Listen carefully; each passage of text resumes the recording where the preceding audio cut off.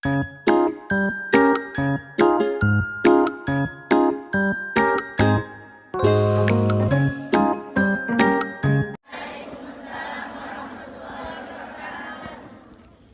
hamdalillah nahmaduhu wa nasta'inuhu wa nastaghfiruh wa na'udzu billahi min shururi anfusina wa sayyiati a'malina.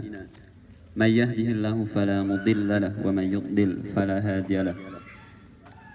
Asyhadu an la ilaha illallah wahdahu la syarika lah wa asyhadu anna Muhammadan 'abduhu wa rasuluh. Allahumma salli wa sallim ala sayyidina Muhammad wa ala alihi wa sahbihi wa man tabi'ahum bi ihsanin ila yaumiddin, amma ba'd. Al-Mukarramat, Al-Muhtaramat, Dewan Asatizah, para ananda santriwati sekalian yang insyaallah kita selalu dalam rahmat, hidayah dan ma'unah Allah Subhanahu wa taala. Amin ya rabbal alamin. Mengawali amanat upacara yang singkat ini, terdapat sebuah kisah yang masyhur dan dikenal oleh masyarakat, khususnya masyarakat Islam dunia.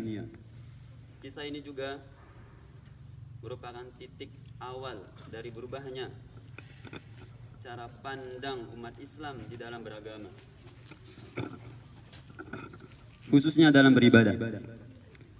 Kisah ini dimulai dari seorang pemuda miskin yang soleh dan taat kepada Allah bernama Thabit.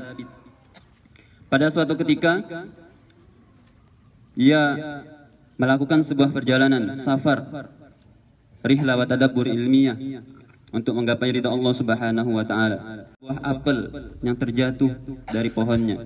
Kemudian tanpa pikir panjang, ia pun mengambil segara apel tersebut dan segera memakannya. Setelah habis setengah apel tersebut, ia baru sadar dan berpikir bahwa apel tersebut bukanlah miliknya, bukan haknya. Maka di tengah kegundahan tersebut, ia berusaha menyusuri pohon atau kebun apel yang berada di sana dan menemukan sebuah gubuk dan seseorang. Kemudian bertanya kepada sang penjaga kebun, apakah Kisanak adalah pemilik kebun ini? Maka sang penjaga kebun pun menjawab, bukan, saya bukanlah pemiliknya. Adapun pemilik dari kebun ini berjarak 1 hari perjalanan rumahnya dari sini. Kemudian demi mendapatkan keikhlasan dari sebuah apel tadi, sang pemuda rela menempuh jarak selama 1 perjalanan untuk mendapatkan keikhlasan sebuah apel tersebut. Kemudian tibalah saatnya ketika ia menemui sang pemilik apel dan bertanya, apakah memang Bapak adalah pemilik apel ini, pemilik kebun yang ada di sana? Maka sang pemilik pun menjawab, iya. Maka sang pemuda pun mengutarakan masalah dan tujuannya mengapa menemui sang pemilik kebun. Kemudian sang pemuda berujar, saya datang jauh-jauh 1 hari perjalanan ke sini hanya untuk mendapatkan keikhlasan dari sebuah apel yang setengahnya sudah saya makan. Maka melihat kejujuran dan kepolosan dari sang pemuda tersebut, menghabiskan atau menghancurkan masa depannya sendiri. Maka sang pemilik kebun pun memberi waktu 1 malam agar pemuda tersebut dapat memikirkan baik-baik kesimpulan apa yang akan dia ambil, keputusan apa yang akan dia ambil. Maka keesokan harinya sang pemuda pun mendatangi sang pemilik kebun dan menawar apakah tidak ada syarat lain. Maka sang pemilik kebun pun menjawab, jika kamu tidak setuju apa yang kusyaratkan, maka kamu bisa semalam kabur, berlari dari rumahku. Maka sang pemuda menjawab, demi Allah, menikahi putri Anda yang buta, tuli, bisu dan lumpuh itu lebih utama dibandingkan 1 apel ini haram kumakan. Maka mendengar jawaban sang pemuda tersebut, sang pemilik kebun pun lantas mendatangkan segera 2 saksi dan menikahkan keduanya, putri dan pemuda tadi, pada hari itu juga. Maka setelah diadakannya ijab kabul, sang pemilik kebun pun mengarahkan sang pemuda tersebut ke arah kamar dari putrinya yang sekarang menjadi istri sahnya. Kemudian ketika pemuda tersebut mengetuk pintu dan mengucap salam, betapa kagetnya pemuda tersebut, ada jawaban salam dari bilik kamar. Ini tidak sesuai dengan apa yang digambarkan oleh sang pemilik kebun, bahwa anaknya tuli dan buta. serta bisu, tentu tidak bisa mendengar dan tidak bisa berbicara. Maka sang pemilik kebun pun tanpa cacat sedikit pun.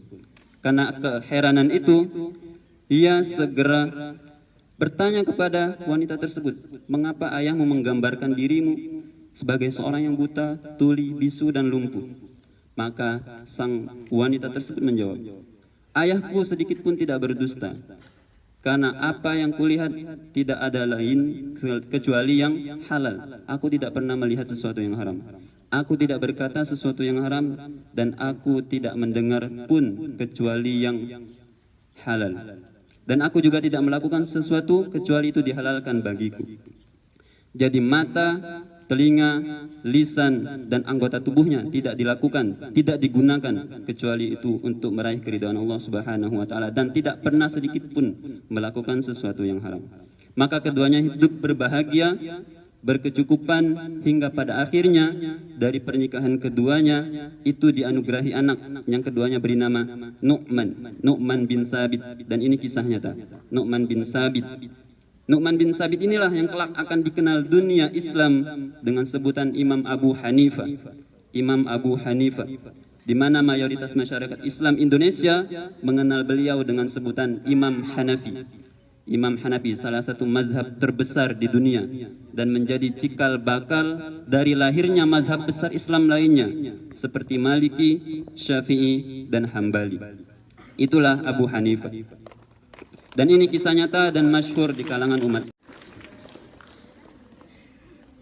Para ananda santri sekalian, sungguh betapa banyak hikmah yang dapat kita ambil dari kisah yang penuh ibrah ini, yang penuh pelajaran ini. Dan salah satu hikmah terbesar, pelajaran terbesar dari kisah yang telah disebutkan adalah betapa pentingnya meninggalkan sesuatu yang syubhat atau samar-samar, yang tidak jelas kehalalan dan keharamannya. Karena disabda Nabi bahwa sesuatu yang syubhat atau samar-samar itu lebih mengarah kepada sesuatu yang haram. Maka dalam konteks pesantren, kita hidup di asrama, di kamar yang notabene-nya berkegiatan, apapun yang kita lakukan itu mayoritas dilakukan secara bersama, baik makan, belajar, dan lain sebagainya. Maka daripada itu perlu kehati-hatian, terkhusus lagi apa yang masuk ke dalam tubuh kita. Karena Allah Subhanahu wa taala sangat memperhitungkan setiap gerak-gerik kita, terkhusus apa yang melewati kerongkongan kita dan masuk ke dalam tubuh kita. Karena darah dan daging kita, sekali lagi, darah dan daging kita berasal dari apa yang kita makan. Jangan sampai darah yang ada di tubuh kita atau daging yang ada di tubuh kita itu bersumber tercipta dari sesuatu yang haram. Baik haram karena zatnya, seperti makan makanan yang haram, narkoba, dan lain sebagainya, maupun haram dalam cara mendapatkannya, seperti mencuri dan lain-lain.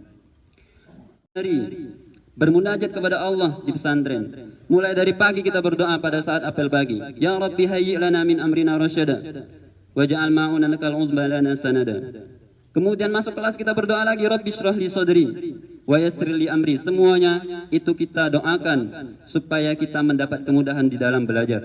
Kemudian tak lupa setelah 5 waktu, sholat 5 waktu, kita tak lupa berdoa untuk mengharapkan ridho dan ilmu yang bermanfaat dan dijauhkan dari ilmu yang tidak bermanfaat. Allahumma inna na'udzubika min ilmin la yanfa. Tentu hal ini akan menjadi rutinitas kita, kebiasaan kita, tanpa Allah mengabulkan sedikit pun dari doa yang kita panjatkan, jika apa yang ada di dalam tubuh kita mengandung sesuatu yang haram. Maka daripada itu, amanat upacara yang singkat ini diharapkan dapat memotivasi kita untuk selalu memperhatikan apa yang masuk ke dalam tubuh kita. Setiap apa yang masuk ke dalam tubuh kita, baik makanan, minuman, jangan sampai apa yang kita makan ada orang yang terzalimi di sana. Apa yang kita minum ada orang yang tersakiti di sana. Atau apa yang kita pakai ada orang yang menangis di sana. Jadi harus kita perhatikan betul-betul agar tujuan kita di pondok pesantren ini untuk mencari ridha Allah, untuk mencari ilmu, diberikan kemudahan oleh Allah Subhanahu wa taala, sehingga ilmu yang kita dapatkan membawa keberkahan bagi kita semua baik di dunia maupun di akhirat. Aqulu qawli hadza wa astaghfirullahal azim li wa lakum. Hadanallahu wa iyyakum ajma'in. Tsumma assalamu alaikum warahmatullahi wabarakatuh.